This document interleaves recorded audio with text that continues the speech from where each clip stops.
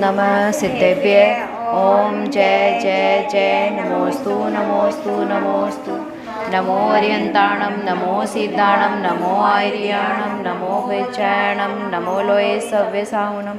ओंकारं बिन्दुसंयुक्तं नित्यं ध्यायन्ति योगिनः कामदं मोक्षदं च ओंकाराय नमो नमः। अविरल शब्दगणोत्प्रक्षालित सकल भूतल मलकलंका मुनिभिरूपासित तीर्था सरस्वती हर्तु नो दुरितान्। अज्ञानतिमिरान्धानां ज्ञानं जय शलाक्य तस्मै श्री गुरुवे नमः। श्री परम गुरुवे नमः। परम्पराचार्य श्री गुरुवे नमः। विध्वंसकं श्रेयासां परिवर्धकं धर्मसंबंधकं भव्यजीव मन प्रतिबोधकारकमिदं शास्त्र श्री पदम पुराण नाम ध्येयम् अस्य पांडुपुराण प्रतिगंधर देवा तेषा वचनुसार आद्य श्री सर्वे श्रोतार सावधानतया श्रोतु। मंगलम भगवान वीरो मंगलम गौतमो गणे मंगलम कुंदकुंदाद्यो जैन धर्मोस्तु मंगल। सर्वमंगल मांगल्यम सर्वकल्याणकारकम प्रधानम सर्वधर्माणां जैनम जयतु शासनम जैनम जयतु शासनम जैनम जयतु शासनम। आप पढ़ो, थोड़ा सा बता दो पीछे, है ना, ये चल रहा था यहाँ तक। केवल ज्ञान हो गया ना, समोसरण हाँ। ना समोसरण की रचना हुई। मतलब इसमें ये बताया कि कुंथनाथ भगवान का जन्म हो गया था और उनका केवल ज्ञान हो गया और समोसरण की रचना होगी। और समोसरण में कौन कौन बैठे थे 12 सभाओं में, उसका ये थोड़ा सा पढ़ दीजिए। जैसे उनके समोसरण की रचना में क्या क्या बताया उन्होंने, देखो। इस प्रकार कुबेर ने आकर प्रभु के समोसरण की रचना की और सुर असुर तथा मनुष्यगण आकर इनकी वंदना स्तुति करने लगे। ठीक है ना। प्रभु की सेवा में स्वयंभू आदि 35 गणधर उपस्थित थे। उनके समोसरण में 700 यतीश्वर और 53,150 शिष्य थे। 2,500 अवधि ज्ञानी थे और 35,000 केवल ज्ञानी थे। 33,000 केवल ज्ञानी थे। 5,100 विक्रिया रिद्धि के धारक और मनप्रिय ज्ञानी 3300 थे। मनप्रिय ज्ञानी जो थे वो 3300 थे। एवं वाद विजेता वादी 2,050 थे। सब मिलाकर कुल 60,000 यतीश्वर थे तथा 60,350 आर्यिकाएँ थी। ठीक है। 2 लाख श्रावक और 3 लाख श्राविकाएँ थीं। इस तरह असंख्यात देव देवियाँ और संख्यात त्रियंच थे। ठीक। इस प्रकार संघ सहित प्रभु ने सब पृथ्वी तल पर विहार किया। अंत में विहार करते करते वे हजारों मुनियों सहित संवेदाचल पर पहुँचे। वहाँ प्रभु ने 1 महीने तक योग निरोध किया। योग निरोध समझ रहे।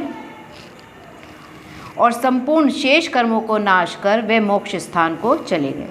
प्रभु के साथ साथ और बहुत से मुनि भी मोक्ष अवस्था को प्राप्त हुए। उस दिन वैशाख सुदी पड़वा थी। प्रभु का निर्वाण जान उत्कंठित हुए बहुत से देव आए। उन्होंने प्रभु का खूब निर्वाण महोत्सव मनाया और प्रभु को नमस्कार किया।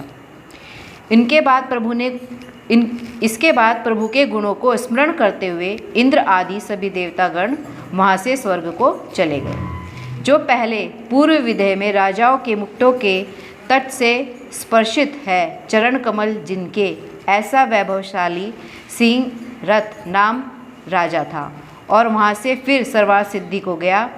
एवं सर्वार्थ सिद्धि विमान से चयकर जो कुंतु आदि जीवों की दया के पालक और उनको सुख देने वाले कुंतुनाथ प्रभु हुए। कुंतुनाथ प्रभु चक्रवर्ती, तीर्थंकर और कामदेव इन 3 पदों के धारक हुए। वे हमें उत्तम उत्तम गुणों का दान दें और हमारी पुष्टि करें। जो पाप रूपी वैरियों पर विजय लाभ करने वाले हैं, कामदेव को मतकर चकनाचूर करने वाले हैं एवं जो पृथ्वी तल पर धर्म का प्रचार करने वाले और 3 लोक द्वारा पूजे जाने वाले हैं, वे कुंतनाथ भगवान तुम्हारी रक्षा करें। जो कुंतु आदि जीवों की दया से भरपूर हैं, उत्तम मार्ग के पथिक और तीर्थंकर हैं, चक्रवर्ती हैं और पुण्य के भंडार को भरने वाले हैं तथा संसार रूप वन को जला देने वाले हैं, वह प्रभु सबको सुख दे। इस प्रकार ब्रह्म श्रीपाल की सहायता से श्री शुभचंद्र भट्टारक द्वारा रचे हुए पांडव पुराण में अर्थात महाभारत में श्री कुंतनाथ तीर्थंकर के पुराण का वर्णन करने वाला 6वां पर्व समाप्त हुआ। ठीक है, अब इसके बाद 7वां सप्तम पर्व चलेगा। मैं उन अर्जुन को नमस्कार करता हूँ जो कर्म शत्रुओं पर विजय लाभ करने वाले हैं, चक्रवर्ती आदि जिनकी पूजा करते हैं, जो सभी गुणों के आधार और सार हैं तथा जो तीर्थंकर हैं, सारे संसार से उत्कृष्ट हैं। इस तरह और राजाओं से और बहुत से राजाओं के हो चुकने पर कुरुवंश में एक सुंदराकृति सुदर्शन नाम राजा हुआ। उसकी प्रिया का नाम था मित्रसेना। वह सती थी और श्री आदि देवियाँ उनकी सेवा करती थी। उसके निमित्त से पृथ्वी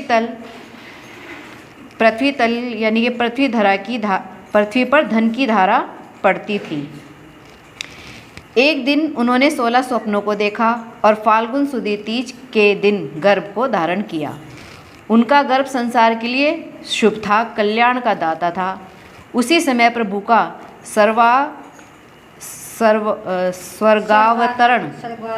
सर्वगात्रण कल्याणक करने को 4 निकाय के देव देवता गण आए। परम उत्साह से उन्होंने उत्सव किया। इसके बाद प्रभु के माता पिता को नमस्कार कर वे स्वर्ग स्थान को चले गए। यद्यपि उस निर्मल गर्भ का बहुत भार था तो भी मित्रसेना को यह भार कुछ भी ना जान पड़ता था।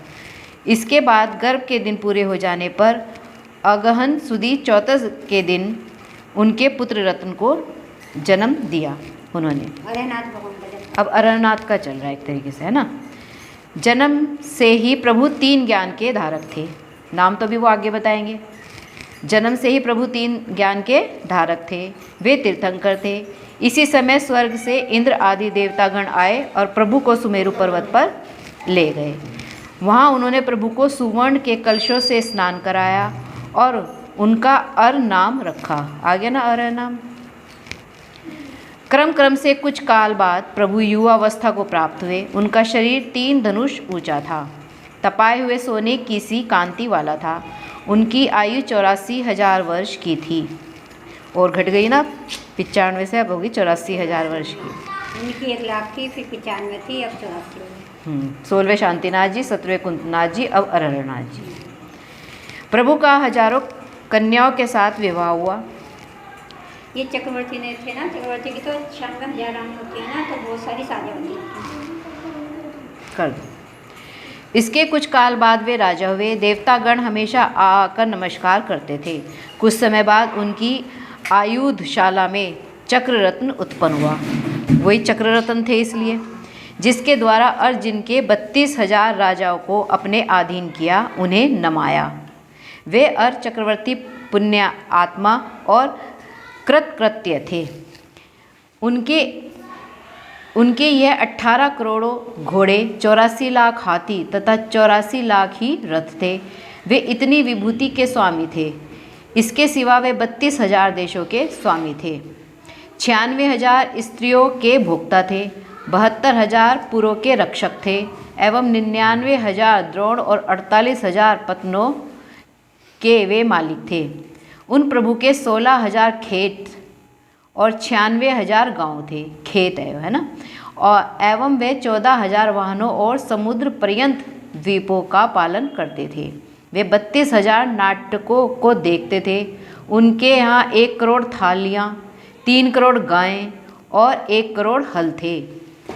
700 कुक्षीवास और 7800 अटवी दुर्ग थे। उनको 18,000 मलेच्छ राजा नमस्कार करते थे। उनके यहाँ 9 निधियाँ और 14 रत्न थे। उनके चरणों की रक्षा करने वाली उनके यहाँ 2 खड़ाउएँ थी जो विष विकार को दूर करती थी। चक्रवर्ती का अभेद्य नाम कवच और अजितंजय नाम रथ का रथ था। व्रजकांड नाम का धनुष और अमोघ नाम शर थे। उनके वृषतुंडा नाम शक्ति और सिंहांटक नाम भाला था। सुनंदा नाम तलवार और भूतमुख नाम खेट ढाल थी। सुदर्शन नाम चक्र और चंडवेग नाम दंड था, जो दुष्ट प्रजा को दंड देता था। व्रजमयी चर्मरत्न चिंतामणि और काकिणो रत्न थे। पवनजय नाम का घोड़ा था और विजय पर्वत नाम हाथी था, एवं उनके यहाँ आनंद देने वाली 12 भेरियाँ थीं और 12 विजय घोष नाम नगाड़े थे। इस प्रकार की रिद्धि वाले प्रभु एक दिन किसी वैराग्य के निमित्त को पाकर विरक्त हो गए और उन्होंने अरविंद कुमार को सारा राजपाट सौंप दिया। इसी समय अपना नियोग पूरा करने को लोकांतिक देव आए और उन्होंने प्रभु के आगे मार्ग का निर्देश दिया। इसके बाद सच्चे मार्ग को बताने वाले प्रभु वैजयंती नाम पालकी में सवार हो देवतागण के साथ साथ सहेतुक वन में गए। वहाँ उन्होंने वन्यवृत्ति अर्थात दिगंबर मुद्रा धारण की। तात्पर्य यह है कि अगहन सुदी दशमी के दिन हजारों राजाओं सहित वे देवताओं द्वारा सेवित और इंद्र के स्वामी प्रभु दीक्षित हो गए और उन्होंने 6 उपवासों के बाद आहार लेने की प्रतिज्ञा की। बाद 4 ज्ञान के धारक उन बुद्धिमान स्वामी के पारणा के दिन चक्रपुर में अपराजित राजा के यहाँ पारणा किया। प्रभु ने 16 वर्ष छद्मवस्था में बिताए। बाद घाती कर्मों को घात कर निष्पाप और विघ्न बाधा से रहित वे प्रभु आम के वृक्ष के नीचे बैठे हुए कार्तिक सुदी 12 के दिन षष्ठोपवास के प्रभाव से केवल ज्ञानी हुए। उस समय सुर असुर सभी आए और उन्होंने भगवान के पंचम ज्ञान कौन सा? केवल ज्ञान की पूजा की। ज्ञान तो था, पंचम ज्ञान केवल ज्ञान। ठीक है। और घाती कर्मों के अरिबैरी अर्जुन का संवत्सरण रचा।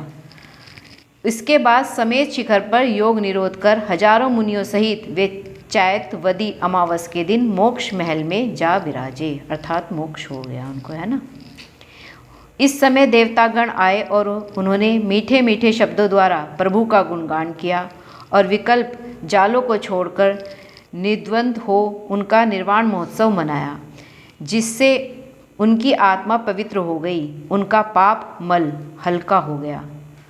उन और जिनकी जय हो जो बैरियों के समूह को जीतने वाले हैं, जिनके चरण कमलों की सुरेंद्रों के समूह भी पूजा करते हैं, जो सब विद्याओं के भंडार हैं, जो भव्य जीवों को धर्म का उपदेश करते हैं और जी धर्ममय और धर्म से सुशोभित परमात्मा हैं, जो महात्मा पहले धनपति नाम राजा थे, वह बाद मुनियों में श्रेष्ठ मुनीश्वर हुए और आत्म संयम तथा शत्रुओं पर विजय पाने के प्रभाव से संजयंत विमान के देवताओं के अधिपति अहमिंद्र हुए। वहाँ से चयकर भरत क्षेत्र में धर्मात्माओं के पति धर्मराज तीर्थंकर हुए।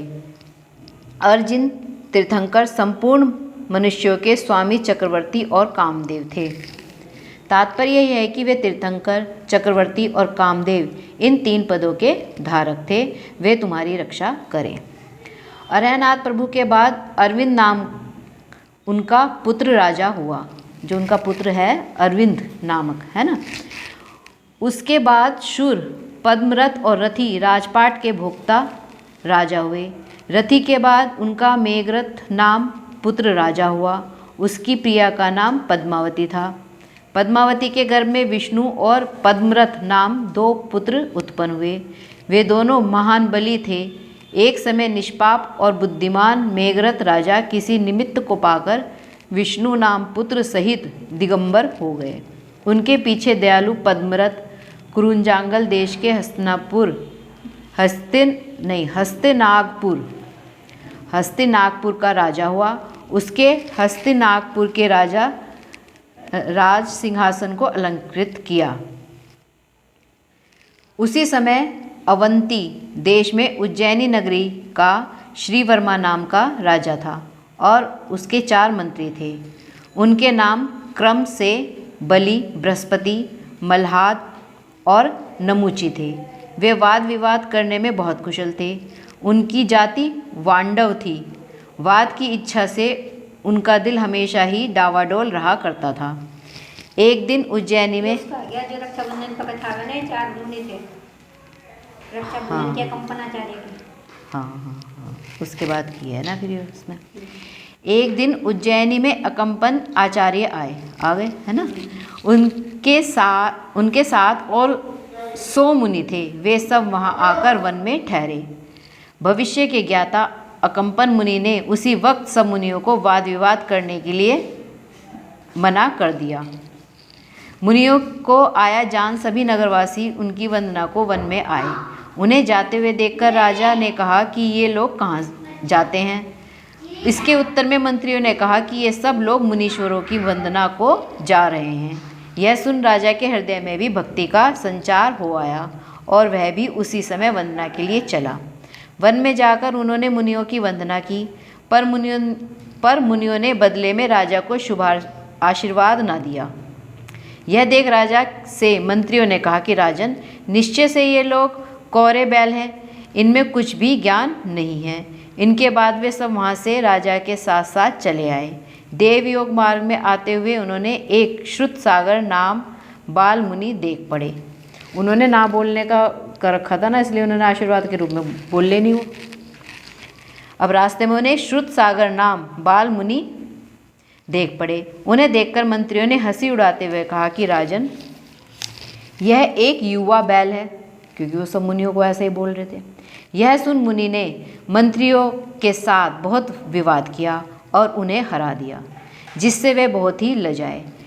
इसके बाद मुनि अपने स्थान को चले आए और वहाँ उन्होंने जैसा का तैसा सब हाल गुरुवर को कह सुनाया। इस पर गुरुवर ने कहा कि वत्स, तुम जाओ और जहाँ वाद विवाद हुआ था वहीं जाकर रात भर ठहरो, नहीं तो सब संघ की आपत्ति में पड़ना पड़ेगा। नहीं तो सभी संघ को आपत्ति में पड़ना पड़ेगा। रक्षाबंधन क्यों मनाई जाती है उसका है ये कहानी। रक्षाबंधन की कहानी सुनी होगी ना, वो वाला प्रकरण चल रहा कि जो उनके गुरु थे उन्होंने कह दिया कोई वाद विवाद ना करे। मुनियों पे जो उपचार हुआ था ना, इनको हुआ था। और लेकिन एक मुनि बाहर थे, उन्हें पता नहीं था वे वाद विवाद नहीं करना। इस पर गुरुवर ने कहा कि बस तुम जाओ और जहाँ वाद विवाद हुआ था वहीं जाकर रात भर ठहरो, नहीं तो संघ को आपत्ति का सामना करना पड़ेगा। गुरु की इस आज्ञा को शिरोधार्य कर श्रुत सागर गए। जहाँ वाद विवाद हुआ था वहीं पहुँच गए। श्रुत सागर महाराज था उनका नाम। रात के वक्त वे दुष्ट उन्हें मारने को चले। वे जा रहे थे, इतने में मार्ग में वाद के स्थल पर उन्हें सहसा वे ही मुनि दिख पड़े। उन्हें देखते ही उन दुष्टों के क्रोध का पारा चढ़ गया और वे हथियारों द्वारा उन्हें मारने को तैयार हो गए। उन्होंने मुनि के ऊपर ज्यों ही हथियार छोड़े त्यों ही पुर देवता ने आकर उन्हें बीच में ही रोक दिया। उनके हथियार कील दिए, यानी कि रोक दिए, जड़ कर दिए। तब वे बहुत घबराए। उनका चित्त बहुत ही व्याकुल हुआ, किसका? जो वार कर रहे थे। और अचंभे की बात यह हुई कि उन्होंने जो मुनि को मारने के लिए उन पर तलवारें उठाई थी, उससे उन मुनि के ऊपर तोरण जैसी अपूर्ण शोभा हो गई। ठीक, सवेरा हुआ, राजा को खबर लगी। राजा ने वहाँ आकर उन्हें दुष्कृत्य के प्रवृत्ति करने के कारण कीले हुए खंभों से खड़े देखे। रात बहुत बिगड़ा। राजा बहुत बिगड़ा। उसने उसका सिर मुड़ाकर गधे पर चढ़ा शहर के बाहर निकलवा दिया। वहाँ से वे राजा पद्मरथ के पास हस्तनागपुर गए और उन्होंने पद्मरथ के साथ बहुत नम्रता का व्यवहार किया, जिससे उसने उन्हें अपना मंत्री बना लिया और उनकी सब तरह से रक्षा की। इसके बाद एक समय पद्मरथ के एक शत्रु राजा ने उन्हें बहुत ही डर दिखाया, जिससे पद्मरथ बड़ा भयभीत हुआ और प्रजा से भी कोलाहल मच गया। उस वक्त बलि मंत्री ने नाना युक्तियों द्वारा शत्रु को पकड़ लिया। इससे राजा पद्मरथ उस पर बहुत ही प्रसन्न हुआ और उसने उसे आज्ञा की कि इस समय तुम जो भी चाहे मांगो। इस पर बलि ने कहा कि महाराज, मैं 7 दिन के लिए आपका राज्य चाहता हूँ। राजा तो उस पर मोहित हो ही चुका था, अतः उसने 7 दिन के लिए उसे राज्य देना स्वीकार कर लिया।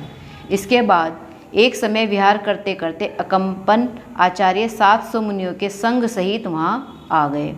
और योग सिद्धि के लिए उन्होंने वर्षा ऋतु में भी वहीं रहना स्वीकार किया तथा उन्होंने सभी योगियों से यह भी कह दिया कि आप लोग वादियों के साथ वाद विवाद नहीं करना, नहीं तो बड़ा भारी संताप भोगना पड़ेगा।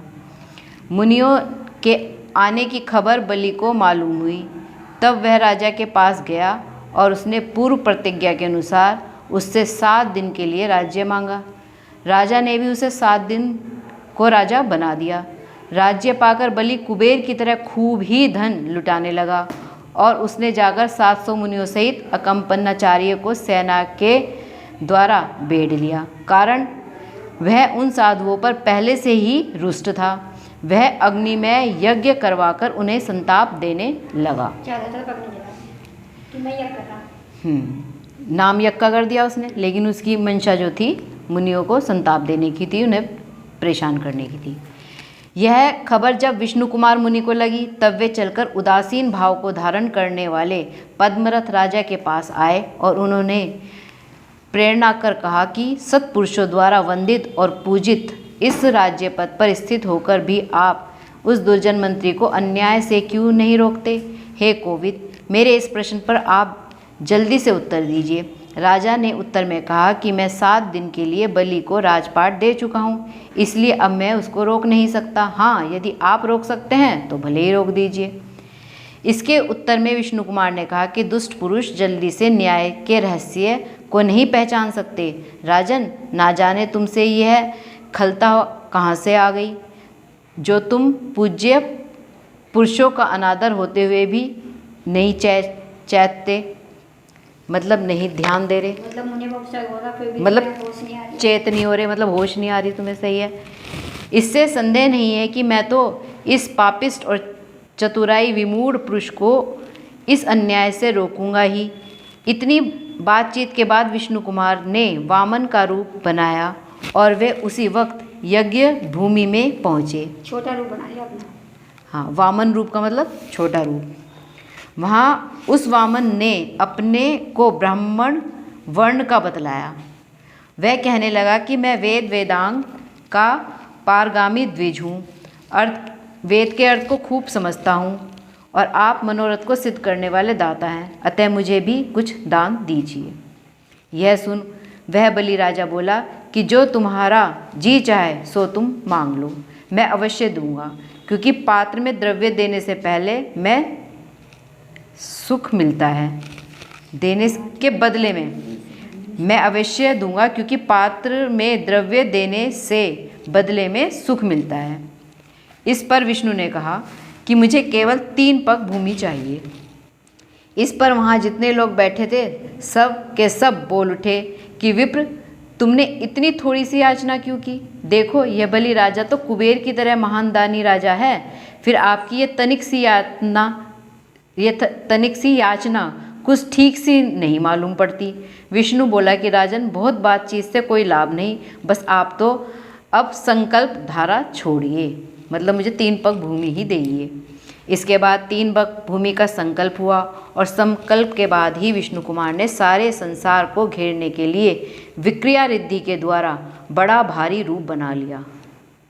ठीक है, विक्रिया रिद्धि में शरीर को छोटा करना, बड़ा करना कर सकते हैं। उन्होंने अपना कैसा रूप कर लिया? बहुत भारी बड़ा रूप कर लिया।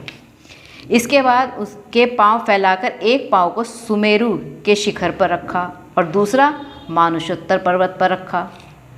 उस समय सुरसुर और नारद आदि सभी वीणा ले लेकर संगीत द्वारा उसका यशोगान करने को उद्यत हुए।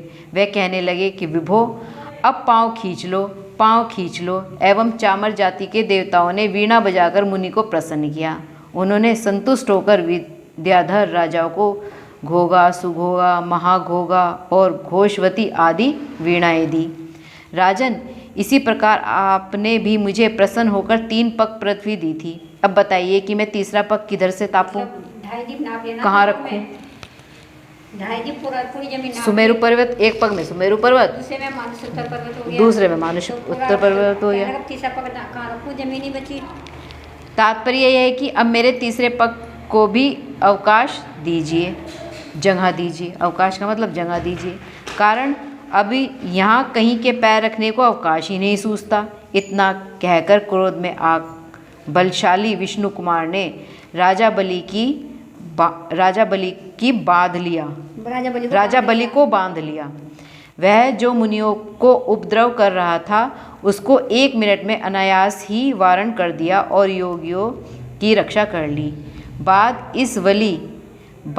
उस बलि राजा ने भी मुनियों की रक्षा की और अधर्म को रोककर उत्तम रीति से धर्म को धारण किया जो कि उनके योग्य था। उसके बाद संसार में धर्म के प्रभाव को फैलाने वाले वे विष्णु कुमार मुनि अपने स्थान को चले गए। पद्मरथ राजा के बाद क्रम से पद्मनाथ, महापद्म, सुपद्म और कीर्ति, सुकीर्ति, वसुकीर्ति, वासुकी आदि बहुत से राजा हुए।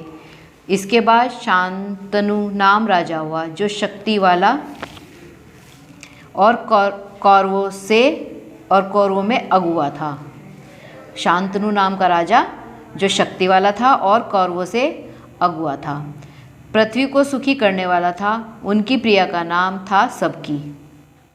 वह रामचंद्र की सीता की भांति सती थी। उनके गर्भ में शांतनु राजा के पाराशर नाम एक पुत्र पैदा हुआ जो बहुत बली था। रत्नपुर में जय जनहू नाम एक राजा था। वह विद्याधर था। उनके गंगा नाम की एक पुत्री थी। वह पवित्र शरीर वाली और गुणों की खान थी। एक समय जनहू ने सत्यवाणी नाम किसी निमित्त ज्ञानी से उसके विवाह के संबंध में पूछा और उसके कहे अनुसार गंगा का ब्याह पराशर के साथ में कर दिया। गंगा जैसी पत्नी को पाकर पराशर को बहुत ही हर्ष हुआ। वह मनोहर शरीर वाला तथा काम की महिमा से भरपूर राजकुमार उसके साथ साथ सुंदर महलों में रहने लगा। कुछ काल बाद उसके यहाँ एक पुत्र उत्पन्न हुआ। उसका नाम रखा गया गांगे। गांगे में जगह भीष्म था। भीष्म पिता की बात है। गांगे नाम था भीष्म का। हाँ, उनका नाम रखा गया गांगे। वह बृहस्पति के तुल्य था। धीरे धीरे वे दोज के चांद की तरह बढ़ने लगा और क्रम से सभी विद्याएं उन्होंने सीख ली। वह धनुष विद्या में बहुत निपुण था और चाहे जैसा ही निशाना क्यों ना हो 1 मिनट में ही छेद डालता था। एक दिन पुण्य योग से एक चारण मुनि के मुख से धर्म का उपदेश सुना और सभी सुख देने वाले तथा धर्म को यथाशक्ति ग्रहण भी किया। इसके बाद पराशर राजा ने उसे युवराज बना दिया। सच है कि योग्य पुत्र को पिता और योग्य शिष्य को गुरु अपनी सारी संपत्ति दे डालता है। तब युवराज पद की तो बात ही क्या। एक समय पराशर यमुना नदी के किनारे क्रीड़ा करने के लिए गया था। वहाँ उसने नौका में बैठी चकोर जैसे सुंदर नेत्रों वाली एक मनोरमा कन्या को देखा। उसको देखते ही पराशर का मन मोहित हो गया। वह उस पर न्यौछावर हो गया और उसके पास जाकर कहने लगा कि तुम कौन हो, किसकी पुत्री हो। वह बोली कि राजन, मैं यही गंगा तट पर निवास करने वाली मल्लाहों के अधिपति की पुत्री हूँ और मेरा नाम गुणवती है। मैं अपने पिता की आज्ञा से हमेशा यहाँ नौका चलाया करती हूँ, क्योंकि कुलीन कन्याएं कभी माता पिता के प्रतिकूल नहीं होती। यह सुन पराशर राजा कन्या की चाहवश उसी समय उसके पिता के पास गया। पराशर को आता देख धीवर ने कहा उनका बड़ा आव आदर के साथ स्वागत किया, जिससे पराशर को बहुत ही खुशी हुई। उसके बाद राजा ने उस शिष्टाचारी को अपना मनोरथ कह सुनाया कि तुम्हारी गुणवती पुत्री को मैं अपनी सहचारिणी बनाना चाहता हूँ। यह सुनकर धीवर ने कहा, राजन, इस पतिवरा कन्या के देने से तुम्हारे लिए मेरा उत्साह होता, कारण तुम्हारे राजपाट को संभालने के लिए गांगे नाम एक पराक्रमी पुत्र मौजूद है। तब आप ही बताइए कि मेरी कन्या से जो संतान होगी वह गांगे के होते हुए क्या कभी राजपाट को भोग सकेगी। अतः राजन, आप इस संबंध की बातचीत ही मत छेड़िए। मतलब उसने मना कर दिया कि उसका पुत्र होगा ना, फिर वो उसे मिलेगा आगे। इस प्रकार उस धीवर ने जब युक्ति से कन्या देने का निषेध किया तो राजा का मुंह मुरझा गया, चेहरा उतर गया और आखिरकार वह अपने घर को चला आया। अपने पिता का मुरझाया हुआ चेहरा देखकर गांगेय बहुत व्याकुल हुआ। वह सोचने लगा कि क्या मैंने इनका कुछ अभिनय किया, या और किसी ने इनकी आज्ञा भंग की, या मेरी माता का स्मरण हो आया। क्यों इनका मुंह काला सा दिखाई पड़ रहा है। इस प्रकार के ऊहापोह के बाद जब वह कुछ ही निश्चय न कर सका, तब उस जयी ने एकांत में मंत्री से पूछा कि आज महाराज का मुंह क्यों उतरा हुआ है। इसके उत्तर में मंत्री ने गांगेय को सारा कच्चा हाल कह सुनाया, मतलब वहाँ का सब बता दिया। तब गांगेय उसी वक्त उस धीवर के घर गया और धीवर को कहने लगा कि तुमने जो राजा का अनादर किया है यह अच्छा नहीं किया है। उत्तर में वह धीवर बोला कि कुमार, इसका कारण सुनिए। वह यह है कि जो सौत का पुत्र होते हुए भी अपनी कन्या देता है, वह अपनी प्राणों से प्यारी पुत्री को अंधेरे कुएं में ही धकेल देता है। हे नररत्न, जिससे तुम सरीखे सौत पुत्र मौजूद हो, तुम ही कहो कि मेरी कन्या के पुत्र को कैसे सुख हो सकता है। क्या सिंह के होते हुए मृग गण की भी सुखी हो सकते हैं। कुमार, मेरी पुत्री की भावी संतान किसी तरह भी राज्य को नहीं भोग सकेगी, किंतु उल्टी आपत्ति में ही फंस जाएगी, क्योंकि तुम्हें छोड़कर राजलक्ष्मी दूसरे के पास नहीं जा सकती। वह तुम्हारे को पसंद नहीं कर सकती, जैसे कि समुद्र को छोड़कर नदियाँ तालाब में गिरना पसंद नहीं करती। इस पर गांगेय ने अपने भावी मातामह को यह समझाना आरंभ किया कि यह केवल मात्र आपका भ्रम है, क्योंकि और वंशों में इस कुरुवंश का निराला ही स्वभाव है। बताइए कि कहीं हंस और बगुले का भी एक स्वभाव हो सकता है। और ये भी सुनिए कि मैं गुणवती सती को अपनी माता से भी कहीं अधिक आदर की दृष्टि से देखूंगा। इसके बाद गांगेय ने हाथ उठाकर कहा कि मैं प्रतिज्ञा करता हूँ कि मैं गुणवती का पुत्र होऊंगा, उसे ही राज्य मिलेगा। नहीं, जो गुणवती के पुत्र होगा। जो गुणवती का पुत्र होगा, हाँ, उसने ये प्रतिज्ञा और करी कि जो गुणवती का पुत्र होगा उसे ही राज्य मिलेगा, किसी दूसरे को नहीं। इसके अंतर धीवर ने कहा कि हे स्वामिन, आपके जो उत्कृष्ट तेजस्वी पुत्र होंगे वे अन्य की राजा प्राप्ति सहन नहीं करेंगे, मतलब कि वो किसी और, वो खुद चाहेंगे राजा बनना। अतः फिर भी वही प्रश्न खड़ा होगा कि गुणवती की संतान राज्य से वंचित ही रहेगी। यह सुनते ही गांगेय इसके अभिप्राय को ताड़ गया और कहने लगा कि तुम्हारी इस चिंता को भी मैं अभी अभी मिटाए देता हूँ। तुम यहाँ तुम और आकाश में सिद्ध, गंधर्व, विद्याधर वगैरह सभी सुनो कि आज से मैं जन्म भर के लिए ब्रह्मचारी होता हूँ और ब्रह्मचर्य लेता हूँ। मैं शादी ही नहीं करूँगा। हाँ, मतलब ब्रह्मचर्य लेंगे, वो शादी नहीं करेंगे, तो बच्चे नहीं होंगे, विवाद ही नहीं होने का कुछ। इतनी बातचीत के बाद धीवर ने कन्या को बुलाया और अपनी गोद में बिठा लिया। इसके बाद उस बुद्धिशाली ने गांगेय से कहा कि तुमने जो पिता के मनोरथ को साधने के लिए ब्रह्मचर्य व्रत लिया है, इससे जान पड़ता है कि संसार में तुम बड़े गुणवान हो। दूसरा मैं तुमसे एक कहानी कहता हूँ, उसे तुम सावधान चित्त होकर सुनो। अब धीवर सुना रहा कहानी। एक दिन में विश्राम के अर्थ यमुना नदी के तट पर गया था। वहाँ मैंने अशोक वृक्ष के नीचे सुंदर रूप वाली तथा उसी समय की पैदा हुई और किसी पापी द्वारा छोड़ दी गई एक कन्या को देखा। मेरे कोई संतान नहीं थी, इसलिए मैं हमेशा संतान को स्पृहा में लगा रहता था। मैं उस सुरूपा कन्या को लेने के लिए कुछ अचंभे के साथ विवृत हुआ। तब आकाशवाणी हुई कि रत्नपुर के राजा रत्नांगद की रानी रत्नवती के गर्भ से ये कन्या उत्पन्न हुई है और इसे यहाँ रत्नांगद के बैरी किसी खेचर विद्याधर ने लाकर डाल दी है। यह सुन मैं निशंक भाव से उसे उठा लिया और लाकर अपनी निसंतान प्रिया की गोद में दे दी तथा उसका नाम गुणवती रख दिया। वह मेरे यहाँ पलकर सियानी हो गई, वही यह मेरी पुत्री है। तुम मेरी इस पुत्री को अपने पिता शांतनु राजा के लिए ग्रहण करो। इसके बाद गांगेय गुणवती को लेकर अपने नगर को लौट आया और वहाँ उसने विधि पूर्वक उनका अपने पिता के साथ विवाह कर दिया। गुणवती पत्नी को पाकर शांतनु बड़ा सुखी हुआ, जैसे कि गरीब पुरुष भारी खजाने को पाकर सुखी होता है। गुणवती को गंदिका और योजन गंदिका भी कहते हैं। कुछ काल बाद उनके गर्भ से खोटी आदतों से रहित और उत्तम अभ्यास करने वाला एक पुत्र व्यास पैदा हुआ। वह पाप को घटाने वाला धर्मात्मा था, सबका स्वामी था। उनकी भाग्नी का नाम था सुभद्रा। ठीक है, वह बड़ी भद्र थी। उनके गुण से 3 पुत्र उत्पन्न हुए। उनके नाम क्रम से धृतराष्ट्र, पांडु और विदुर, ये 3 पुत्र हुए।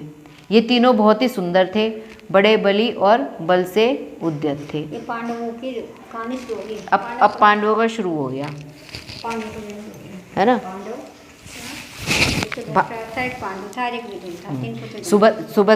सुभद्रा से उत्पन्न हुए ये 3, है ना। एक तो धृतराष्ट्र, पांडव और विदुर, तीनों बहुत ही सुंदर थे, बड़े बली और बल से उद्यत थे। भरत क्षेत्र के हरिवंश नाम देश में एक भोगपुर नामक नगर है। वह अतिशय शोभाशाली है।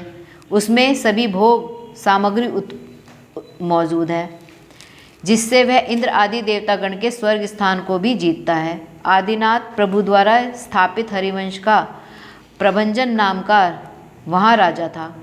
उसे सभी सुख प्राप्त थे। वह सुख का सागर था। उसकी प्रिया का नाम था मृंकडु। वह रूपवती, लावण्यवती और भांति भांति से विभूषणों से विभूषित थी। उनके गोल और कठिन सुंदर थी। अधिक क्या कहा जाए, वह इंद्र की शची से किसी भी तरह से उनसे कम नहीं थी। कौशाम्बी नगरी में एक सेठ रहता था। उनका नाम था सुमुख। वह सुंदर मुख वाला और धनी था। उसने किसी वक्त धन दौलत के लोभ में आ वनमाला नाम वीरदत्त की स्त्री को हर लिया था। एक समय उसने मुनि को आहार दान दिया, जिसके प्रभाव से वह मरकर प्रभंजन राजा के यहाँ सिंहकेतु नाम पुत्र उत्पन्न हुआ। वह अपने तेज से सूरज को भी जीतता था। उसी हरिवर्ष देश में शीलनगर में व्रजघोष नाम का एक राजा था। उसकी प्रिया का नाम सुप्रभा। उसके गर्भ में वनमाला का जीव विद्युत प्रभा नाम पुत्री उत्पन्न हुई। वह सुंदर रूप वाली और मन तथा नेत्रों को आनंद देने वाली थी। कुछ समय बाद उनका विवाह सिंहकेतु के साथ हो गया। उधर वह वीरदत्त मरकर चित्रांगद नाम का देव हुआ। एक दिन सिंहकेतु और विद्युत प्रभा दोनों वन में क्रीड़ा कर रहे थे। उनको देखकर चित्रांगद नाम देव ने हर लिया। वह उन दोनों को मारना ही चाहता था कि उसके मित्र सूर्यप्रभ देव ने उन्हें मारने से रोक दिया, और वह मान भी गया। तात्पर्य यह है कि उन्हें मारा नहीं, किंतु चंपा नगरी के वन में छोड़ दिया। फिर वे दोनों देव स्वर्ग को चले गए। देव योग से इसी समय चंपा नगरी का चंद्र कीर्ति नाम राजा मर गया था। उसके भी कोई संतान नहीं थी। अतः राजा के निश्चय के लिए सभी हाथी छोड़ा गया। हाथी वन में आया और उसने इस दंपति का अभिषेक किया। उन्हें वहाँ का राजपद मिल गया। उस समय सिंहकेतु ने अपना सारा हाल वहाँ के लोगों को कहा, जिसे सुनकर वह बहुत हर्षित हुए और उन्होंने सिंहकेतु की खूब पूजा स्तुति की। मृकंडु का पुत्र होने से उन्होंने उसका मार्कंडेय नाम प्रसिद्ध किया। इसके बाद हरिगिरी, हेमगिरी, वसुगिरी आदि राजाओं की वंश परंपरा चली। इसके बाद सुर और वीर ये 2 भाई राजा हुए। सुर की रानी का नाम सुरसुंदरी। वह अपनी सुंदरता से देवांगनाओं की समता करती थी। कुछ काल बाद सुर और सुरसुंदरी के अंधकवृष्टि नाम नीति का ज्ञाता एक पुत्र पैदा हुआ। उसकी भार्या का नाम था भ्रदा। वह बड़ी भद्र थी और कल्याण के मार्ग पर चढ़ने वाली थी। उसका मुख चांद के जैसा था। दृष्टि चंचल थी, जिसके लोगों पर पड़ते ही उसका दिल चंचल हो उठता था। वे सभी नीतियों के ज्ञाता थे, प्रसिद्ध और उत्तम पुरुष थे। अंधक वृष्टि के भ्रदा के 10 पुत्र उत्पन्न हुए। वे सभी नीति के ज्ञाता थे, प्रसिद्ध थे और उत्तम पुरुष थे। उनका मस्तक विशाल और सुंदर था। बहुत क्या कहे, वे 10 धर्म से देख पड़ते थे। उनके क्रम से नाम थे। उन 10 पुत्रों के नाम बता दिए उन्होंने। समुद्र विजय, स्तिमित सागर, हिमवत विजय। समुद्र विजय तो ये नेमिनाथ के पिता हैं सर। ये 10 नाम बता दिए उन्होंने। 10 पुत्र थे इसके अंतर्पुष्टि के। नेमिनाथ भगवान के पिता। सारे समुद्र विजय नेमिनाथ के पिता हैं। नाम समुद्र विजय, स्तिमित सागर, हिमवत विजय, अचल, धारण, पूरण, सुवीर, अभिनंदन और वसुदेव। वसुदेव वास्तव में वसुदेव धनदेव ही था, महाबली और सुभट था। एवं अंधक वृष्टि के 2 पुत्रियां हुई, एक कुंती और दूसरी मद्री। कुंती नाना कलाओं में निपुण और कूच रूपी थी। पूरे चांद के समान सुंदर उनका मुख था और उन्नत थी। वह उनके शरीर की कांति के द्वारा हमेशा अंधेरे भी दूर हो जाया करते थे। वसुदेव के पुत्र थे ना, एक कंस वसुदेव का पुत्र था। हाँ, और यहाँ पे अभी उनकी बात चल रही वसुदेव की। यहाँ मद्री भी मूर्तिमान अनंग कामदेव की समता करती थी। जान पड़ता था कि अनंग ने यह शरीर ही धारण कर लिया है। वह अपने कटाक्षों से देवों और पंडितों को भी जीतती थी एवं देवताओं पर बराबरी करती थी। यहाँ गणधर प्रभु कहते हैं कि श्रेणिक, अब हम क्रम से समुद्र विजय आदि की परस्पर से प्रीति रखने वाली प्रियाओं के नाम कहते हैं, सो तुम सुनो। अब उनकी पत्नियों के नाम बता रहे हैं। विजय की पत्नी क्रम से समुद्र विजय आदि यानी कि इन 10 की पत्नियों के नाम बता रहे। सुख को खान शिवा देवी। शिवा देवी उनकी माता थी ना, नेमिनाथ भगवान के। तो ये नेमिनाथ जी के पिता हो गए। सुख की खान शिवा देवी, गंभीर स्वर वाली धृतिधात्री, सुंदर प्रभा वाली स्वयं प्रभा, नीति से चलने वाली सुनीता, सीता के समान ही सुंदराकृति सीता, मीठे वचन बोलने वाली प्रियंवाक, प्रभारूप भूषण वाली प्रभावती, सोने की तरह उज्ज्वल कलिंगी, सुंदर प्रभा वाली सुप्रभा। ये क्रम से 9 स्त्रियों के नाम हैं। इतना ही रख ले। तो वसुदेव की पत्नी वसुदेव की था ना, वो नहीं आया फिर। वसुदेव, बस वसुदेव का है यहाँ पे। वसुदेव अब फिर उनकी 2 पुत्रियों के नाम बता दिया आगे। जावानी के ज्ञान से सूझे लोकालोक, सोवानी मस्तक नमो सदा देत हूँ दूत। हे जिनवानी भारती तोय जपू दिन रैन, जो तेरी शरण आ गए सो पावे सुख चैन। जिनवानी माता